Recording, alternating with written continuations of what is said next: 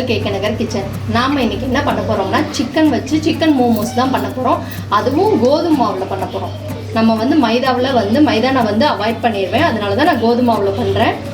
Chicken momos பண்ணுறதுக்கு என்னென்ன பொருட்கள் தேவைன்றது சொல்கிறதுக்கு முன்னாடி என் வீடியோவை நீங்கள் ஃபஸ்ட் டைம் பார்க்குறீங்கன்னா மறக்காமல் சப்ஸ்கிரைப் பண்ணிடுங்க, லைக் பண்ணுங்கள், ஷேர் பண்ணுங்கள், பக்கத்தில் உள்ள பெல் பட்டனை கிளிக் பண்ணிடுங்க. சிக்கன் மோமோஸ் பண்ணுறதுக்கு ஃபஸ்ட்டு சப்பாத்தி மாவு நல்லா சப்பாத்தி மாவு பதத்துக்கு பிணைஞ்சு 1 hour நான் ஊற வச்சுருக்கேன். அதான் நல்லா சாஃப்டாக இருக்கும். நீங்களும் மறக்காமல் 1 hour ஊற வச்சுருங்க. இப்போ உள்ளக்க வைக்கிற சிக்கனுக்கு என்னென்ன பொருள் தேவைன்றதை சொல்கிறேன். 1 ஸ்பூன் உப்பு, 1 ஸ்பூன் மிளகுத்தூள், 1 pinch மஞ்சத்தூள், அரை லெமன், 200 கிராம் சிக்கன், ஒரு சின்ன வெங்காயத்தை பொடிசாக கட் பண்ணி வச்சுருக்கேன், ஒரு சில்லியை பொடிசாக கட் பண்ணி வச்சுருக்கேன், 1 ஸ்பூன் ஜிஞ்சர் கார்லிக் பேஸ்ட். வாங்க இப்போ சிக்கன் மோமோஸ் எப்படி பண்ணலான்றதை பார்க்கலாம். ஃபஸ்ட்டு சிக்கனை மிக்சியில் வடித்து எடுத்துக்கலாம். சிக்கனை நல்லா அரைச்சி எடுத்தாச்சு. இப்போ இது கூட 1 pinch மஞ்சத்தூள், 1 டீஸ்பூன் ஜிஞ்சர் கார்லிக் பேஸ்ட் போட்டுக்கோங்க, 1 டீஸ்பூன் பெப்பர் தூள், ஒரு பச்சை மிளகாய் நல்லா பொடிசாக நறுக்கி வச்சுருக்கேன், அதையும் சேர்த்துக்கிறேன். வெட்டி வச்சுருக்க வெங்காயத்தையும் இதோட சேர்த்துக்கிறேன். தேவையான அளவு உப்பு பார்த்துட்டு சேர்த்துக்கோங்க. இப்போ லாஸ்ட்டாக அரை லெமன் எடுத்துக்கோங்களா, அதையும் பிழிஞ்சு விட்டுக்கிறேன்.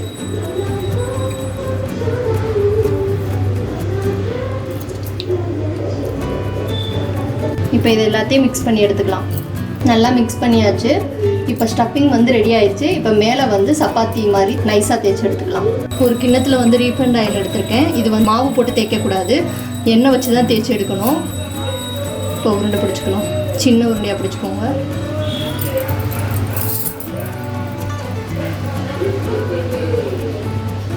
இந்த அளவில் பிடிச்சிக்கலாம். இப்போ இதை தேய்ச்சி எடுத்துடலாம்.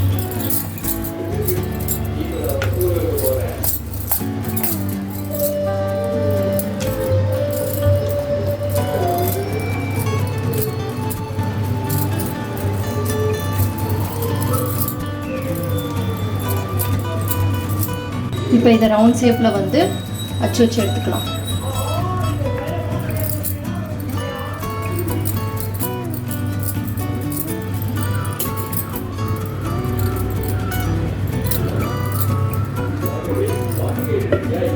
தேய்ச்சாச்சு. இப்போ ஸ்டஃபிங் உள்ள வச்சிடலாம்.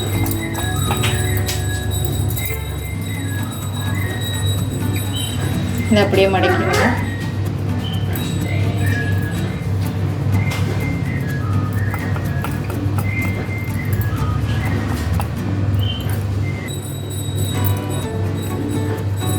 இதை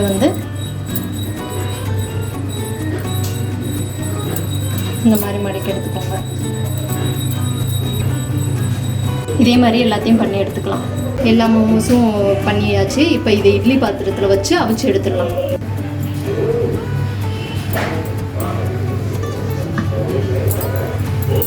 உங்கள்கிட்ட வாழை இலை இருந்தால் வாழை இலை வச்சு கூட அவிக்கலாம், நல்லாயிருக்கும்.